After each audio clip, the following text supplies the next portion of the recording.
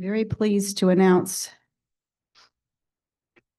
fellow SMT committee curriculum member and winner of the Distinguished Service Award for HASP this year. HASP member Wally Fu received his BS from St. John's in Minnesota and his PhD in synthetic organic chemistry from Marquette University. He next went to Cornell on a postdoctoral fellowship. Wally spent 30 years in the chemical and pharmaceutical industries, most recently at Pfizer in Holland, followed by teaching at Grand Valley, Amherst, and Hope Colleges until retiring in 2016. The topic today is called The History of GLP-1 Drugs, Ozempic, Wegovy, Mounjaro, and Zepbound. Wally's going to talk about how this drug came to be, and also it is like the #1 hot-selling drug, and a large percentage of the population is on it. Time will tell what new indications we have and also what side effects may be coming out, but Wally's going to talk about the discovery. Thank you, Wally. Thank you. Before I start, I want to make sure that this is for entertainment only. Don't take my word for it, because if you invest and lose money, don't blame me for that. Okay? We're going to start by going through the history of the drug, and we're going to talk about the chemistry, talk about the people, and talk about the companies who develop these drugs, and how are the stock prices are doing right now. So, without further, I'm going to tell you about obesity and type 2 diabetes, T2D, are the two major health issues we have to deal with, not only in America, but throughout the whole world. And the total cost for the diabetes and health and obesity is over $412 billion, or 25% of the total healthcare cost in the world. In 1922, in Canada, our friendly neighbor, they have found that from the dogs, if they tie up the pancreas ducts, and the dogs would develop diabetes. And if they release the duct, and the dogs will recover from diabetes. So they said there's something in the pancreas that's causing that. It's the University of Toronto. Am I right? I think. Yes, they were London, Ontario. London, Ontario, correct. Very good. You see, we have a Canadian here who can tell us what it's like. Anyway, this 14-year-old boy went to the hospital. He was childhood diabetic, and back then they didn't know the difference between type 1 and type 2. So they administer extract from the animal source called insulin. And this little boy, sugar dropped like crazy, and he was no longer diabetic, but he developed allergic reactions to the impurities in the material, and he almost died. And the chemist and biologist frantically worked on that for about 2 weeks, purifying the next batch of the insulin they're going to be administering. And the second time when they introduced that to the same boy, he didn't have the side effects. And that became a sensational news in the world. And Eli Lilly and Novo Nordisk contacted University of Toronto and licensed that. So they started using their technology to extract from animal source, which could be from pigs or porcine, or from cows, bovine. And porcine turned out to be more similar to the human insulin. Therefore, it became more accepted than using a cow source insulin. And a year later, both companies put these products on the market for diabetes. And about the same time, the Nobel Prize for Physiology was offered to the two gentlemen who developed that. But those two guys turned out to be, very, very disagreeable people with each other. They fight a lot. But then they both received the Nobel Prize. That's how it happened. I think the one name is McLeod. I'm not sure the other guy's name. Bending, yeah, bending and best, yes, yes. So those are the really interesting story behind it. If you want to read on these, go look up the Nobel Prizes for insulin, and you read the history of the two gentlemen or three gentlemen in there. Genentech in 1978 developed a very interesting one. It's called insulin using recombinant technology. They use E. coli. They just use E. coli to express the gene and then make insulin from there. So the insulin production all of a sudden become more abundant. So Eli Lilly and Novo Nordisk both have competition from a company that is Genentech. And later, Novo Nordisk and Eli Lilly developed their own bioengineered products. For example, some of you use insulin would know there is a product called Lispro or Lispro. And I want to show you on the next slide is the structure of insulin. Insulin has a very interesting structure. Is that I'm going to put it on this side. It would be easier because there are more people on this side. There are, let me see. Okay, you see there's a cysteine here connected together. The cysteine connected together becomes cysteine. And there's another one connected here. And then the third one connected here. And that's a very complicated molecule to make. So even today, you cannot make it in the lab. You have to probably extract it or bioengineer it. And Lispro, the product, has to do with the last two amino acids on the amino side, which is at this B chain here, lysine and proline. When those two orders switched, it's called Lispro. And that's a Eli Lilly product. It was a very big selling product at one time. And about 10 years ago, while I was teaching at Hope, I invited the gentleman, David DiMarchi, to come to Hope to speak. And he talked about all the development work he did. There are extra copies of the slides. Please pick them up. Susan, thank you. So this is what insulin is looking like. Now, the cysteine is a smelly material. For those of you who have hit a deer or driven on a road where there was a dead deer, not skunk, okay, so dead deer, you smell this sulfury smell, like a gunpowder smell, and that is probably cysteine or cysteine. Cysteine is a monomer, cysteine is the dimer. When it's connected together because of this sulfhydryl group, SH group, so they lose hydrogen, and sulfur form a single bond. So this is cysteine on the left. And when they react with one another, form the dimer, it's called cysteine. And normally, these things are smelly. And there's one more amino acid that's also smelly. So therefore, I gave you guys a sheet like this one on the board here. If you don't have a copy, Susan can give you one. I have a big one here. I can tell you that they're divided into 4 groups. They said there are 21 amino acids. Those are the building blocks of proteins and peptides.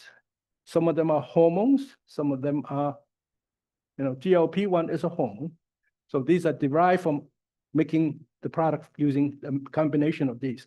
This is kind of like a kindergarten school teacher with 21 kids in his class, and he's going to make them join hands.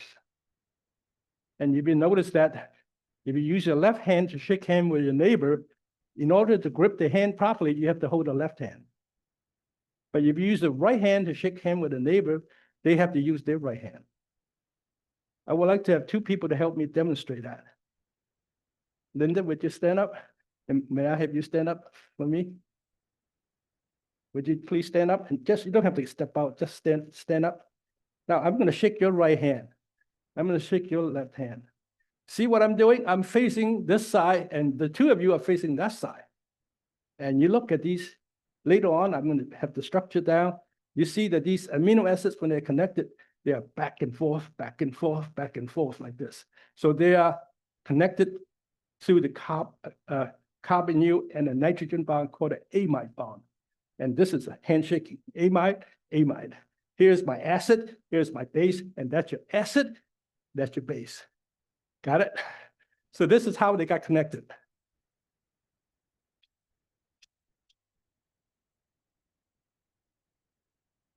Now, another amino acid that is really stinky is called methionine. Methionine has a smell reminiscent of chicken feces. That's really offensive smell, right? And therefore, you're going to have some real problems. For example, this glucagon GLP-1 is the one that was discovered by this woman. Later on, I'm going to show you who it is. And she found out that this compound has 29 amino acid residues. At that time, she found out it was this, and it's got a methionine in there. So I labeled it as red one, and it stinks. Now, the length of 29 amino acids makes it possible to make that in the lab, because this is probably the extent you can do it in the lab. And when I work at Park Davis, when I was the peptide chemist, and I make these products. For example, people who have babies use oxytocin, and that's what I used to make. Some of you might have heard of vasopressin, which I also made that. And we're using solid phase peptide synthesis. And that's the only way you can make product from amino acids. The 27 residue of this compound is a methionine compound. So therefore, it's going to smell.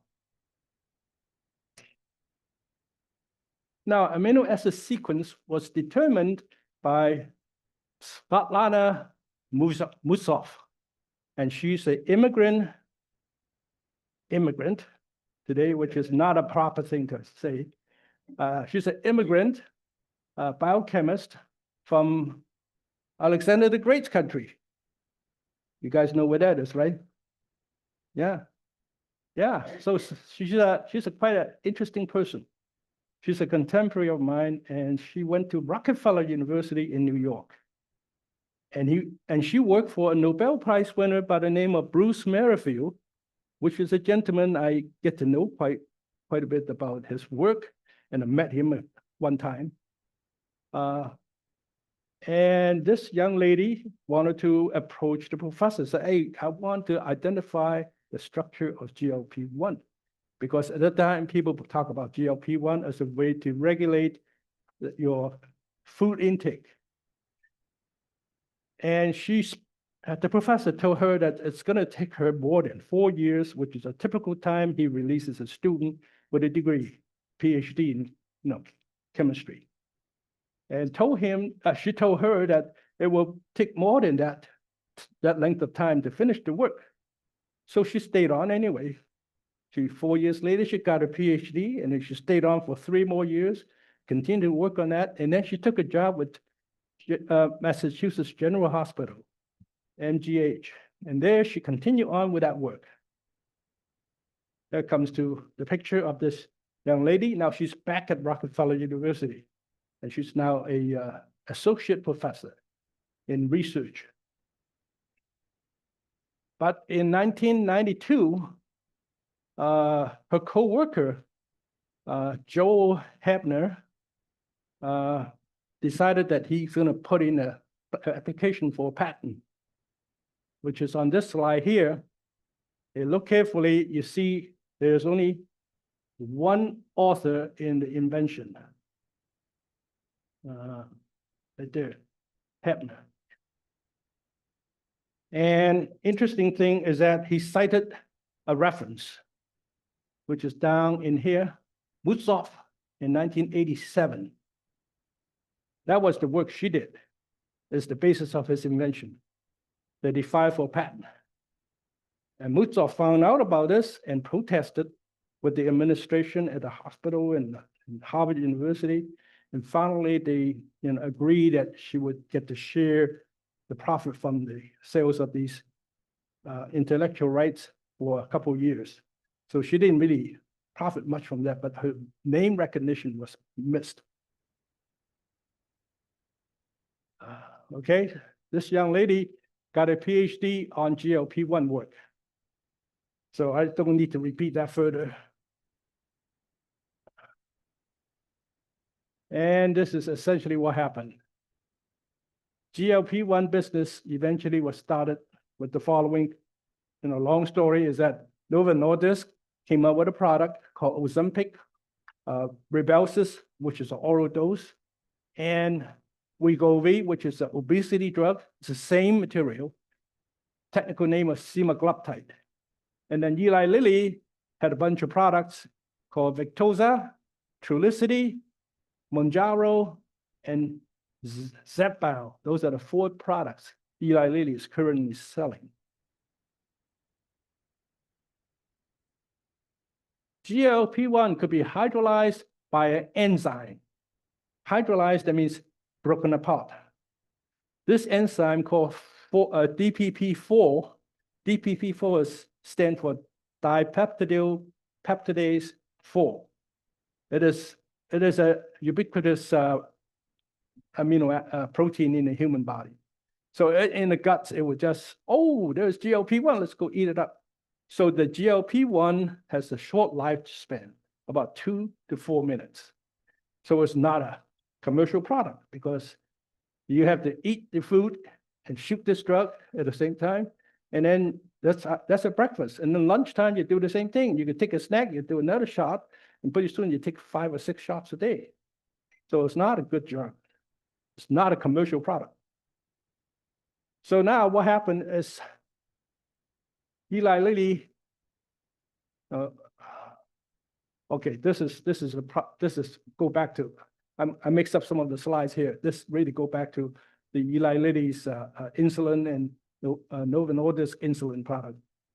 Okay, and again, this is the history of the invention. Now I'm going to go back to 1992. At the same time, the Hapner was getting his patent with his name on it, and there was another scientist, John Eng, and he's also an immigrant. He worked for NIH, not invented here. National Science Institute, National Institute of Health, well, not invented here.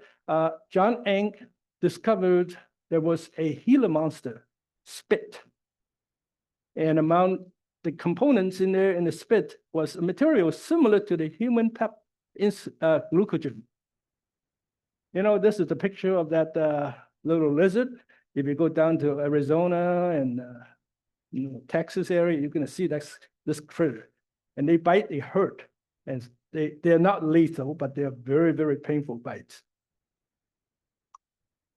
And John Eng discovered that the peptide sequence of the 39 amino acid sequence is very similar to the human form of GLP insulin. If you look at that, what I mean by that is on the amino side, the convention is that you start out with the amino side, you ended up with an amide.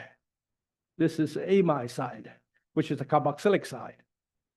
Got a right hand, and this is the left hand free, and this on this side, the right hand is tied to ammonia.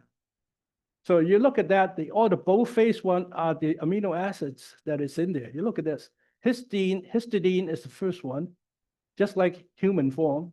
And then 4 later is glycine, threonine, phenylalanine, threonine, serine, aspartate. And you look at that, the sequence is repeated here. So it's very interesting. This also has a methionine in the molecule for the Gila monster, and also happen in the human form. So both peptides have similarities, and therefore, John Eng decided to get a business partner to launch this product because they think that might have longer half-life. And sure enough, they found out that it has 2.5 hours of half-life. That's not bad. It means you might be able to inject 3 times a day, So they launched this product with a company called Amylin. Amylin is a very small company in California. And eventually it was acquired by Eli Lilly. Eli Lilly continued to get this product on the market. They called it liraglutide or extender or Byetta. Those are the names. Initial name was Byetta, to treat type 2 diabetes. And the product attracted attention from patients and doctors, but a short half-life makes it hard to use. 2.5 hours, not long enough. So it should be at least one day, 24 hours, right? So you only shoot it once a day. But it's still, injection once a day is not a good thing. Poking your fingers once a day is not a good thing either. So now what happened is, if you look at the variation that showed up later on, this is Eli Lilly came in and started launching Victoza, which is Sextender. The half-life is now 13 hours. That's half a day. So now you have something that's good. So this amino acid, it shows there has the bolded amino acid linkages are similar to the one in Gila Monster. And then, but in the middle, there's this residue, which is lysine here, is tied to glutamine and the palmitoyl chloride. And so it's got tied up to a different amino acid and then form another amide with a long chain. It's kind of like soap. It's got the fatty stuff. So maybe it helped to penetrate the tissue better or bind with protein better. Therefore, the half-life is increased. That means this got potential. Unfortunately, this got a lot of side effects and did not get accepted well by patients. So these things were done in the 1995 to about 2005 range. And then dulaglutide or Trulicity came out, which again, using the similar type of situation, except they didn't use the palmitoyl linkage.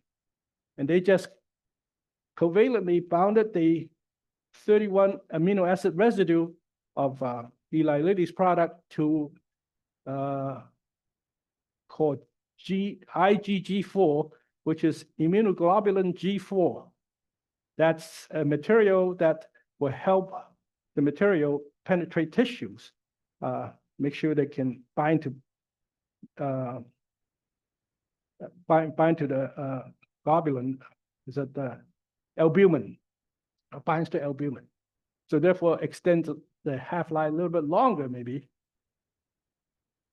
But there is a lot of side effects. Again, the side effect is cancer.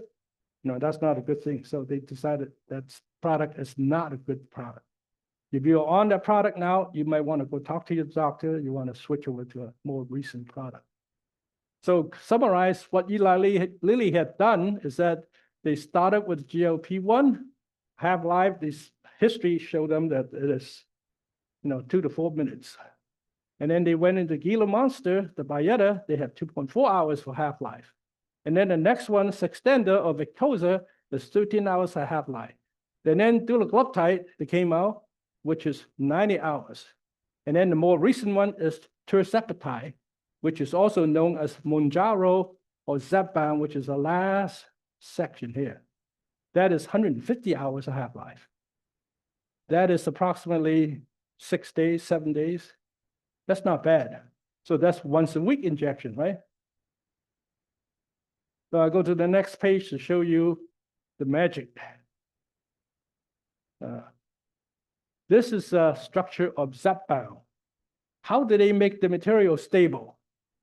I want to show you what happened here in the amino acid side. If you look at the structure here, this is amino acid side. This is called threonine. Tyrosine. This is tyrosine. This is the natural amino acids. And in the second one, they put TAB, is tertiary amino benzoic acid or butyric acid. Okay, if you look at that, this is not a natural amino acid. This thing here is not a natural amino acid. So therefore, this 4-DPP4 enzyme will not be able to come in to clip it off. So that's an advantage. And then on top of that, you go down the chain here and you look around, see what else has changed. Oh, there's another one. Just like this one here. Look at that. Dimethyl group. Here is also a dimethyl group. So there are two TIBs, which is the unnatural amino acid in there. And then when you get to the lysine, this is the lysine side here. The lysine has four methylene groups, 1, 2, 3, 4, and then followed by nitrogen, NH2. And that is conjugated to another acid. And then this linker is then connected to a whole bunch of unnatural amino acids and then tied to a diacid. One side is tied to the nitrogen, the other side is free acid. This thing here has half-life of 150 hours. So therefore, it can stay, you can inject it once a week.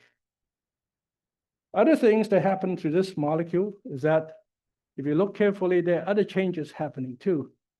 I believe that was, this thing here has different. This is called tryptophan. Tryptophan is what when you eat turkey, right? You get tryptophan, you get to go to sleep. And that's the amino acid, tryptophan, that was down in here. I think that's a little bit different from a different amino acid that was in the parent compound. So overall, if you look at that, this molecule has gone through about 3 or 4 stages of changes in their structure to give you more stability. So that's the product that, for those of you who are using Mounjaro or Zepbound, is what you're injecting yourself with. Okay, this is just a summary of what I just said earlier. This once a week product, that's the important thing. These are no longer susceptible to rapid breakdown by, yes, Susan. Well, I just want a clarification on that half-life. Is that half-life shelf life? No, or half-life in the in the body? in the body. Okay, that's what I wanted to know. Yeah, that's a very good point. You understand, half-life to me, it was very common, you know. Half-life to me is something that is there. And when it goes down in concentration from, let's say, 1 part down to half a part, how much time does it take to get to 50% of it? That's called a half-life. So therefore, if you inject into your body 5 milligrams, the half-life is, let's say, 150 hours. That's 150 hours later, you will have half a milligram. You start out with 1 milligram, you end up with half. Okay, so this is called a half-life. So therefore, a product that has a long half-life will take a long time to get out of the body because it takes time for your body to excrete it out. That's what you need to have a product that can sustain. And also, if you stop a product like this and you resume, it's going to take you maybe 2 or 3 weeks to get back to normal because the half-life is down so much.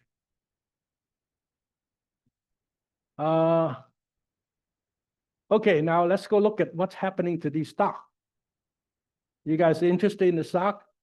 Now, don't take my word for it because I'm going to probably lead you down the wrong path. Okay, let me see how I read this. If I'm a smart guy, I'm going to invest right here. But it's too late. It's 1991. Okay, so but if you go and buy it in 2000, you're paying about $100 a share. But back earlier, you're paying about maybe $40 a share. See that?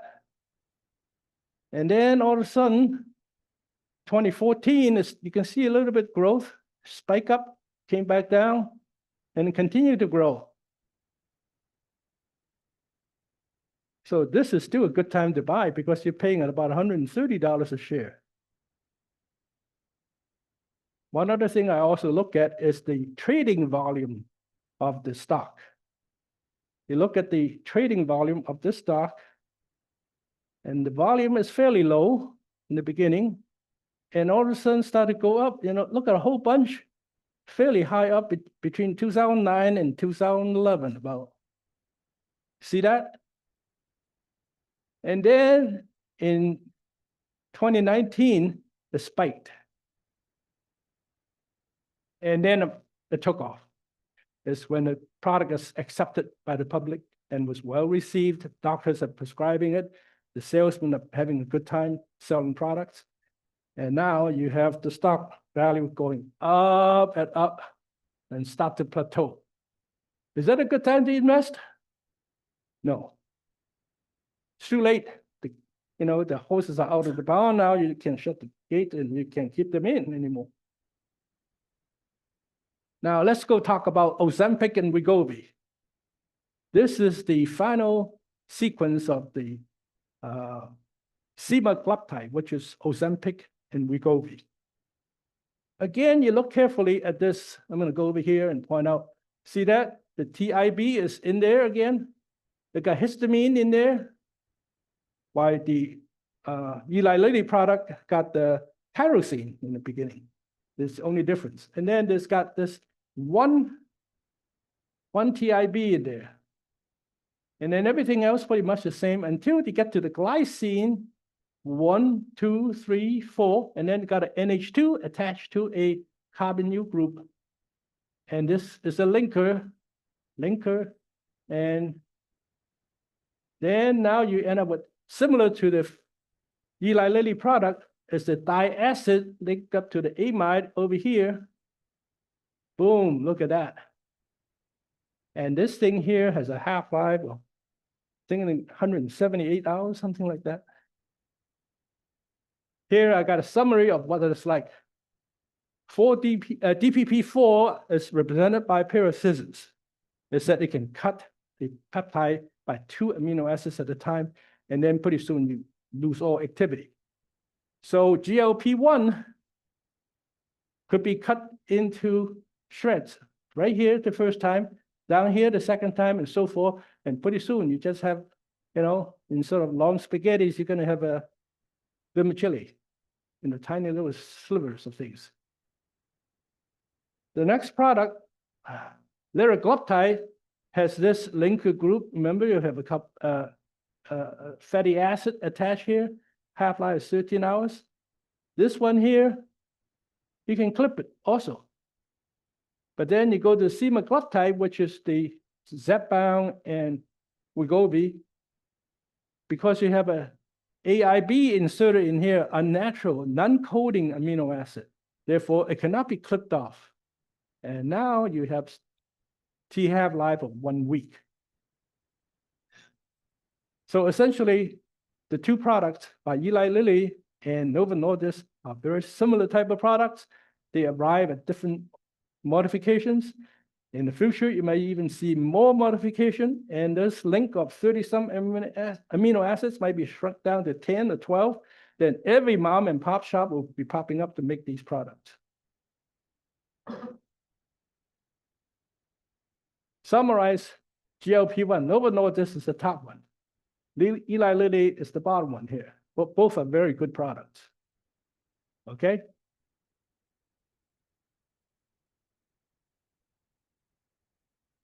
Now I'm going to tell you a little bit about the inventor, the 3 people. Here we have Joe Hebner and Lottie Knudsen. She's a Danish scientist, developed many of the chemicals, the products for Novo Nordisk, and Svetlana Mojsov. She's an inventor of GLP-1. So instead of showing you everybody's speech, I'm going to just show you the 2 women's speeches. I am truly honored to receive this award, and I want to offer my profound gratitude to the Lasker Foundation and to the jury for including me. The Lasker Foundation celebrates scientific and medical advances, and that is very important. The story of GLP-1 fits perfectly within this. Science is rarely a solitary endeavor. Great scientific breakthroughs demand perseverance, a willingness to embrace risk, and to work effectively and selflessly with others. In accepting this award, I do so on behalf of countless brilliant individuals who have been part of this journey. Most of my scientific journey has unfolded over 35 incredible years in the pharmaceutical company Novo Nordisk. I was responsible for the invention of the first long-acting GLP-1, and I, perhaps a bit naively, proposed that it should be taken into obesity as well as diabetes. At the time, the notion that one molecule could have two separate effects was highly provocative, as was the thought of having a novel injectable medicine for diabetes or for obesity. I passionately believed in the molecule and its potential for both diseases, and I have continued to be part of the unfolding scientific narrative surrounding GLP-1 for these 35 years. This award gives me a chance to highlight the work that we do in the pharmaceutical industry. The case of GLP-1 beautifully illustrates how numerous inventions were needed before we arrived at a medicine that induced double-digit % weight loss, as well as reduced cardiovascular risk in people with obesity. Aside from the inventions, countless people did and still do very important work to generate the clinical evidence required and to get these medications to the people who need them. Especially when it comes to developing medicines for obesity, then I have spent more than 30 years in a company that encouraged scientific discoveries in several diseases, including obesity, and most importantly, progressed them at a time where few companies believed in medical treatment for obesity or indeed in GLP-1 at all. Outside the pharmaceutical industry, many leaders in medicine continue to advocate for obesity as a serious chronic disease and for access to evidence-based treatments to reduce the burden that people and patients face. Much work still needs to be done, and these medicines may serve as a catalyst in the dialogue. Last, I want to say that breakthrough discoveries require vision as well as courage. By their very nature, they only materialize at the end of a very long process where odds, obstacles, and objections have been overcome, sometimes many times. My message to all aspiring young scientists is to believe in your ideas and pursue them with determination. Never be afraid to suggest something novel. A life where scientific thinking guides you is always a truly exciting one. Thank you very much to the Lasker Foundation and the jury for including me. Okay, this first one, this Lottie, she's a recipient of the Lasker Foundation Award. It was last November. And Lasker usually is the precursor or the messenger for Nobel Prize winners. So I have a feeling this coming year, physiology might be these two or these three people getting the Nobel Prize. I'm not sure it's going to happen or not, but we'll wait till November, October when we see it. So the next one is the inventor, Svetlana. She'll be talking It is a about- tremendous honor to receive the Lasker DeBakey Clinical Medical Research Award for my contribution to the discovery of GLP-1. 41 years ago, on November 4th, 1983, I began to synthesize GLP-1 peptides by the solid phase method in my laboratory at the endocrine unit in the Bulfinch building in Massachusetts General Hospital in Boston. All my syntheses were done on a manual shaker, invented by my PhD mentor, Dr. Bruce Merrifield, in the 1960s, when he developed the solid phase method for the synthesis of peptides and proteins that forever changed the field of peptide chemistry. In 1983, manual shakers were not available commercially. They were made by the instrument shop at the Rockefeller University.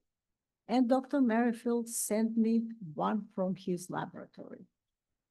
That was the beginning of a scientific journey that involved collaborations between large number of chemists, with biologists, and clinicians, first in academia and later in the pharmaceutical companies.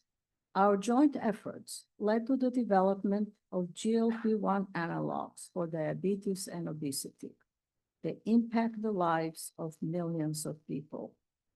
It is my privilege to have been there at the very beginning. Thank you very much. Okay, so those are the two ladies who had a big impact on everybody's life. Now we're gonna go talk about the future.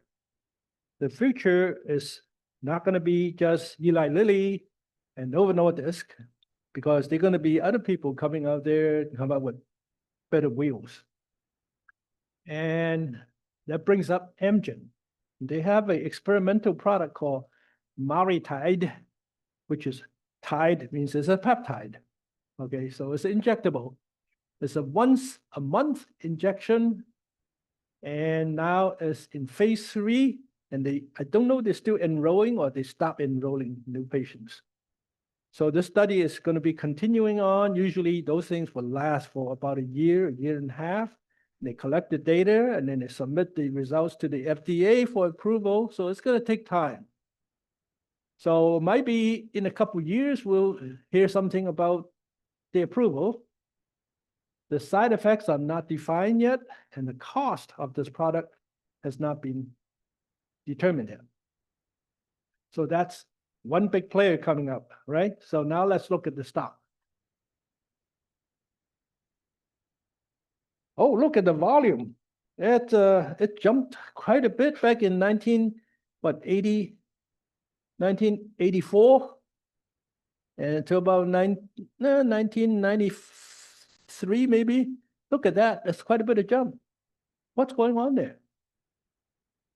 You guys heard of the product Epogen? That's when it was launched, which is nothing to do with, I'm not even sure what it's used for, but it's different. But then if you look at the volume, started to come back down because they didn't have any blockbuster coming out. Epogen was like a $1 billion or $2 billion product then, which is considered a very big product back in the 1990s. And now you look at this, well, it started to go up because their company is growing nicely. They are new products, they're not big blockbusters, but they're still sustaining the company. They don't have patent cliffs they have to worry about because of the invention. And now they have MariTide coming in. Oops, sorry. What is it?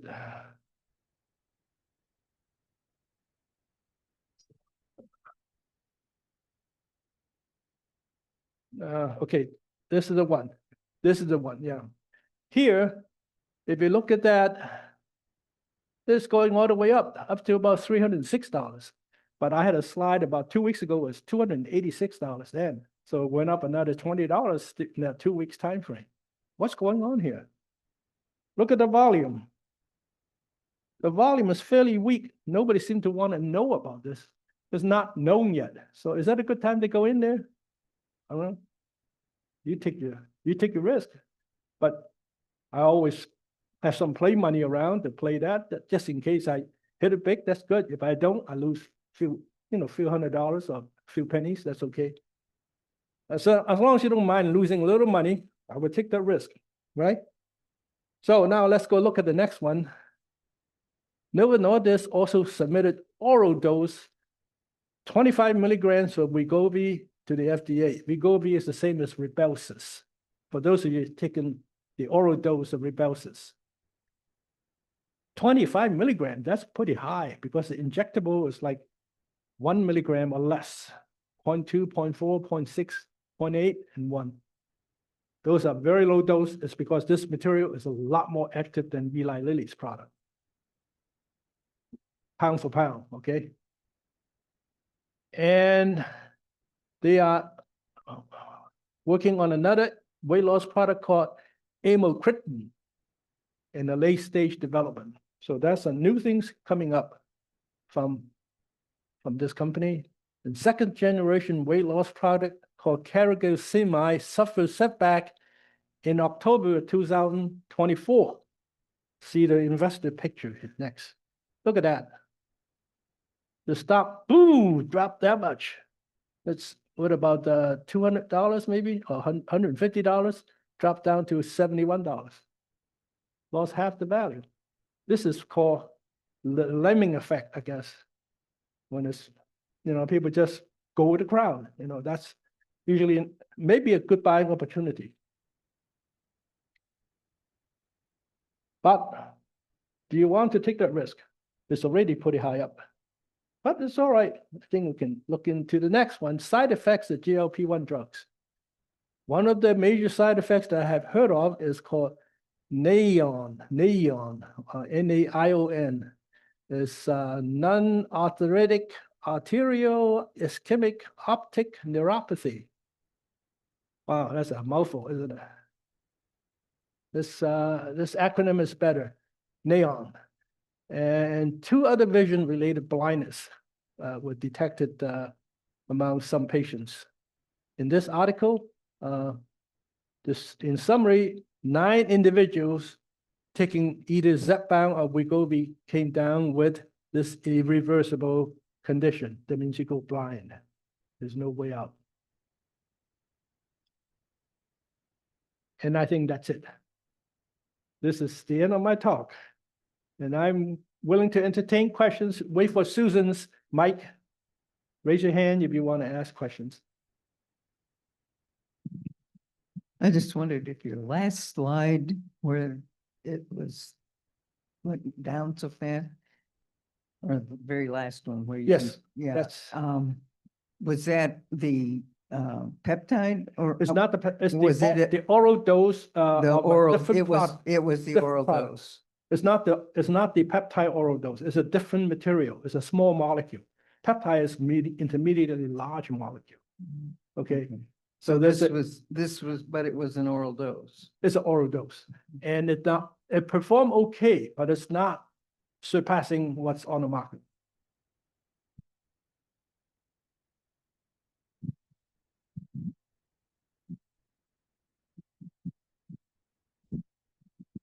So if these drugs are used for weight loss, does it artificially also lower the sugar level in the person? And does it have a side They effect? lower sugar level, they lower the appetite, they suppresses your urge to eat, overindulge, gluttony problems. But I know that a lot of people with obesity also have diabetes, but what if the person has normal sugar level but is obese and takes the drug? Will it bring it down to dangerous levels or? Both products, the Eli Lilly product and the Novo Nordisk product, are approved for obesity. Even when you don't have diabetes? Even if you don't have diabetes. So I think, I'm not sure about Medicare coverage, but for private insurance, health insurance coverage, because it's FDA approved, private insurance must honor that. I have an online question. What Yes. are the current issues surrounding Ozempic? Current issues If you know, surrounding maybe. Ozempic. I see things like compounders coming in, try to take the business away from Novo Nordisk, which is a very common problem for these mom and pop shops. They just go on the internet and advertise. They can sell you, they call it semaglutide. You can buy a liquid bottle, you can inject yourself. Costs you $400 for a bottle, but there's 20 injections you can use, for example. The thing is, are you really sure you know what you're doing? Are you sure that the product contains the semaglutide?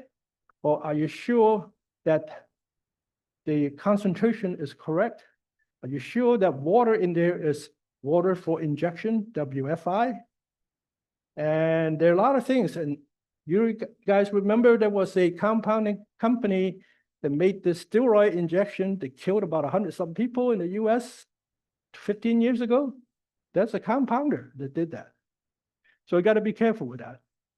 She further clarified by saying she was thinking about side effects Oh, the side effects are really pointed out in the last slide. of Ozempic. Okay. Yeah, that's applied to both products. Yes, is there any other questions? Okay.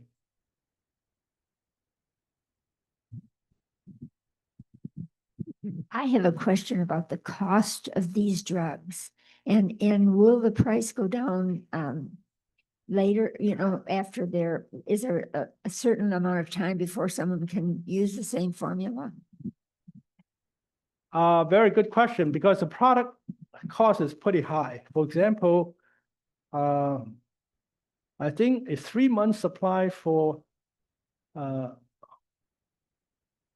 Mounjaro is, I think it's like $1,700 or $1,800. And if you have no insurance, that's a lot of money. That's $600-700 a month just for that one drug. And they had to be refrigerated. Okay. I'm not sure how Novo Nordisk product is packaged. I have a feeling they have repeat injectors. So this little pen you use might give you 30 or 40 injections. Am I right? Anybody using that product? The Wegovy or Ozempic? Multi-injection. Okay, so you use the same pen until the clicker said 30, now you're done. You put a new needle on each. Okay, so you can prevent infection from repeating use of a needle. That's important. The Eli Lilly product is a once-use injector. It's mechanical injector. You just take the cover off, so it's really protected away from the environmental contamination. And you put it against your skin and you push the top after you unlock it. Push the top, and then the pen injects and recoils. And then you remove it. Maybe it's a little bit of blood, very small amount. And yes, Susan? Are the oral versions of these pill forms, are they as expensive and effective as the injectables? Yes, there are oral versions of one product is called Rybelsus, which is semaglutide, or it's the same as Ozempic and Wegovy, the same material. So they're looking into 25 milligrams of Rybelsus, essentially. That's very high dose. So be very careful with taking things, and especially with the irreversible blindness. So taking that is not a good thing. That's just my own warning to people. I just don't think it's the risk I want to take.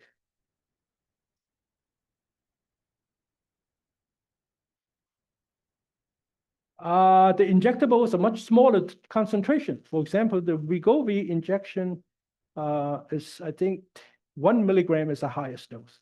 So your oral dose, you're taking 25. That's 25 times. Because it reacts with your stomach acid, it breaks it down.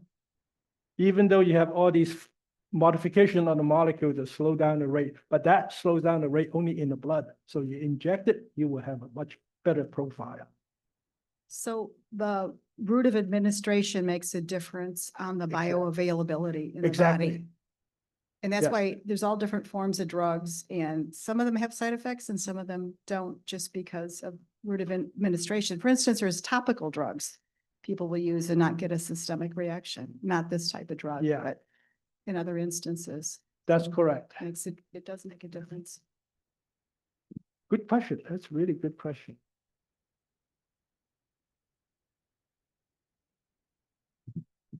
That's a lot to think about, Wally. Yeah, a lot to think about. You just make sure that you understand the risk involved. And at the last slide, I just point out to you, there's a lot of risk. Yeah. Thank you so very much for all of the work you put into this. It's a Thank you. fascinating topic. I'm sure we'll be hearing more about this. Before I go, I'm going to Yes. mention a few things from this magazine. I'm going to step back in front of the camera to talk about it. these are the things I received in my magazine. Unfortunately, I moved from North Carolina back to Michigan in March, and these are the magazines I got in March, April, May, until last month. My wife went down there and brought home all the magazines I have. Then I found out all this interesting stuff. For example, March 10th of this year, Eli Lilly, AbbVie had licensed a company for weight loss candidate products. So the company they're working with, a Danish company called Gubra, G-U-B-R-A, weight loss product, or GUB014295 for $350 million licensing fee. And then on the same magazine, there's something mentioned about Eli Lilly. This is an Indianapolis company. They announced that they're going to be increasing production in the United States, and they're going to invest $27 billion on 4 plants. Okay, so that is big money. They're putting big bet on it. One other thing, Novo Nordisk adds to its pipeline weight loss products. And what they have done is pay $75 million upfront fee for Lexicon Pharmaceutical for the product called LX9851, a small molecule for weight loss. And they also paid $200 million to United Biotechnology for a triple agonist GLP-1 glucose-dependent insulin trophic polypeptide and glucagon receptors. So this is interesting stuff going on. And then here's another magazine that was dated March 17 of this year. Danuglipron, which is the Pfizer product they were trying to develop, and they didn't like the overall profile, so they can't kill the product. Okay? But on the other side, Eli Lilly developed a very similar one, and it was looking really good. It's called orforglipron. And it's a molecule shaped like this, small molecule compared to a peptide. These are only about, they'd be molecular weight about maybe 400 or 500. By peptide, GLP-1 type of peptide, you talk about 5,000, 6,000 molecular weight. So this is the things that I have seen, and I'm letting Susan to take it. She likes to go home and read. Yes. Wally, clearly this field of interest is expanding. Expanding. We are acutely aware that there is a problem with a lot of people that are overweight in North America. Yes. Is the problem as exacerbated in Europe, and is the European Union going to allow the use of these products as well? I have a feeling it will be, because Novo Nordisk is located in Denmark.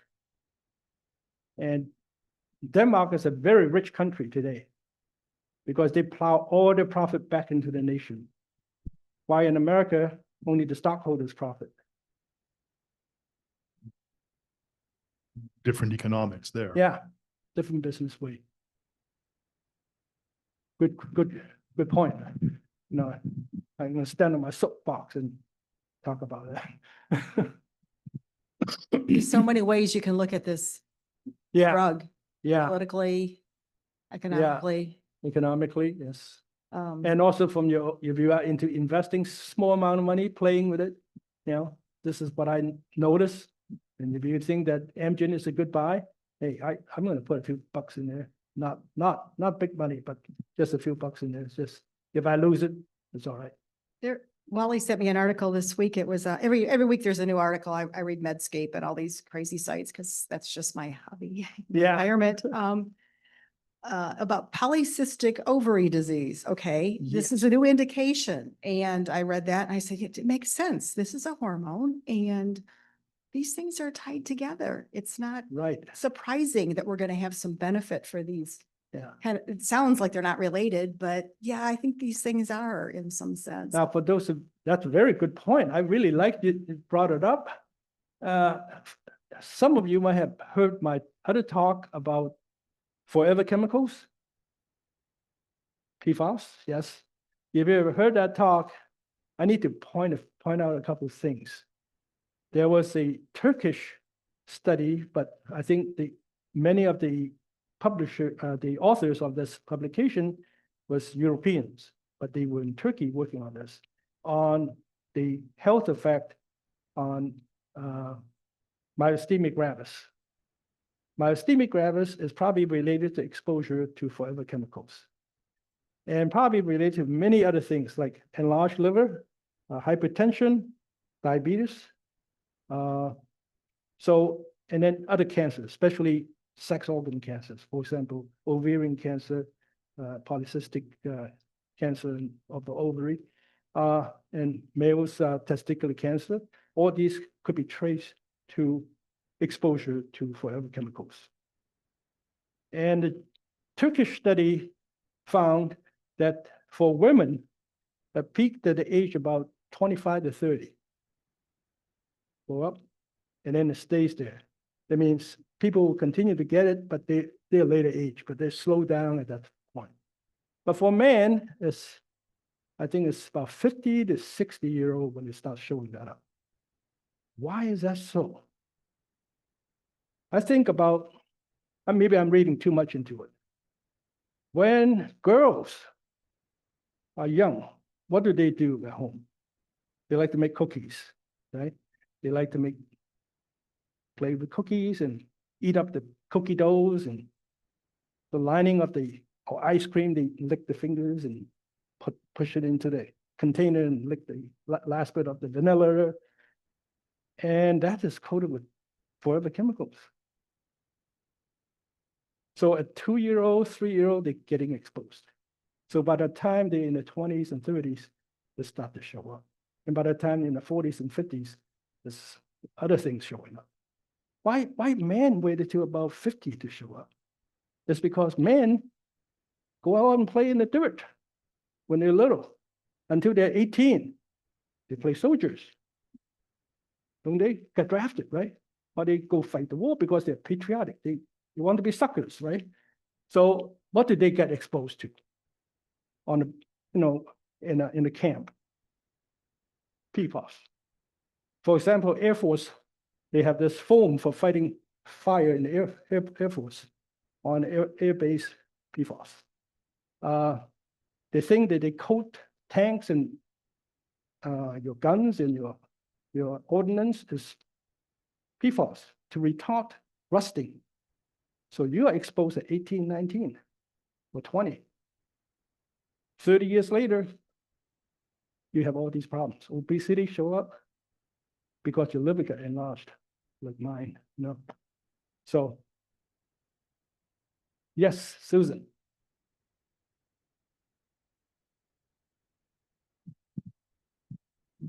One other question about this class of drugs. There's been some recent news that it helps dementia.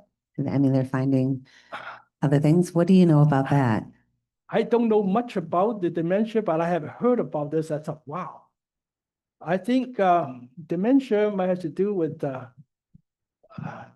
too much oxidative stress on the body. For example, if you're overweight, it's kind of like carrying 25 pounds of water with you walking everywhere. You eventually going to develop these stress on your blood vessels, and your blood is not going to travel up to your brain. So that might be the reason that affects it. I'm not sure the exact cause. Yeah. Yeah, it's probably a blood flow problem, I would think, too, blood because flow problem. people develop hypertension from obesity and diabetes and all these other things. So your blood flow through the carotids and all these other arteries to the brain is going to cause, some neurodegeneration. Yeah. So it's not surprising to me. Very good. Yeah.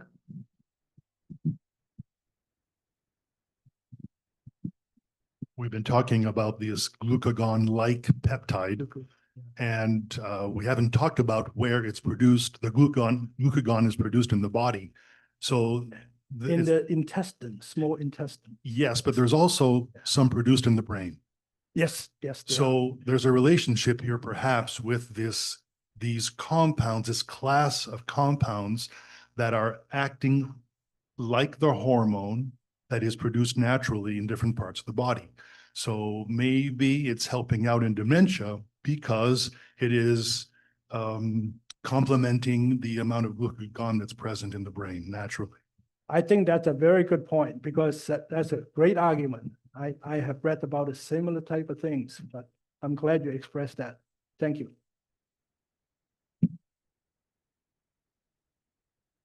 Have any questions from our no more?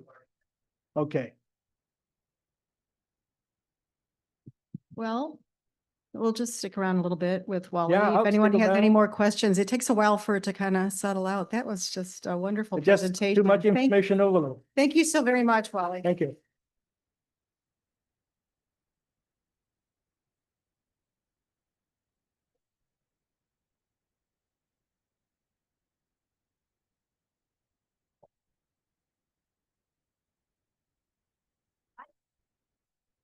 Yes.